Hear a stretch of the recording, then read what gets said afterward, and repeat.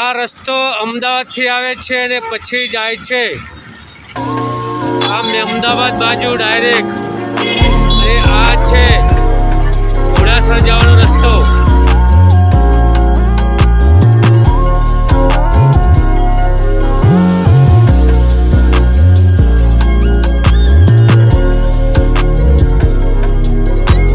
ઘોડાસર ગામમાં જવાનો રસ્તો છે. આરે ઘોડાસરની મેન બજાર કહેવાય છે. અત્યારે બધા સિટીમાં રહેવા જતા રહ્યા છે અને ગામડામાં કોઈ રહેતો નથી.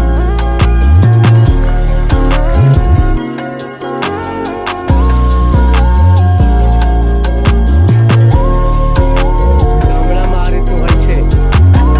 ગામડામાં ફરિયા કહેવાય છે. જો આ ફરિયાવાસ, હવે આપણે તેમને પૂછીએ કોકને કે ફરિયાવાસ કોને કહેવાય. કોઈ દેખાતું નથી. હા, ત્યાં સામે બે ત્રણ લેડીઝો બેઠા છે, ત્યાં પૂછી લઈએ કે તમારા ફળિયાનું શું નામ છે.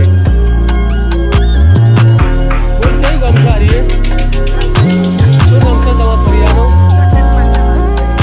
ચોસઠ માતાનું ફળિયું કહેવાય. બરાબર.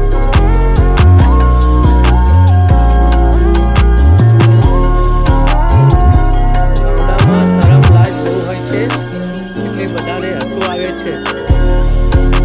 આ ભાઈ નીકળી ગયા. ચલો આ ભાઈને પૂછીએ. ભાઈ, બાજુમાં સામું કયું ગામ આવ્યું? રતનપુરા ગામ આવ્યું. આ પુલ બન્યો છે ત્યારે તમે રાજી થયા હતા? જોરથી બોલો સાહેબ. એવું બહુ રાજી થઈ ગયા? સરસ. જોઈ લો, લોકેશન કેવું ફર્સ્ટ ક્લાસ છે. ઘોડાસર ગામ અધરવાસની બાજુમાં આવ્યું. ચાય તેની નદી છે. નદીના અંદર પાણી છે. મારો વિડીયો સારો લાગે શેર કરો, લાઈક કરો, સબસ્ક્રાઈબ કરો અને કોમેન્ટ મારા વાલા ભૂલતા નહીં. કેમ કે હું આ બધા શૂટિંગ લેવા આવું છું તમારા માટે, તમને રાજી કરું છું તો હું પણ સામે રાજી તમે મને કરી શકો છો. આ માજી પુલની નીચે ઊભા છે અને મને પૂછે કે કયા ગામની છો તમે. બોલો માજી, જોરથી બોલો ને.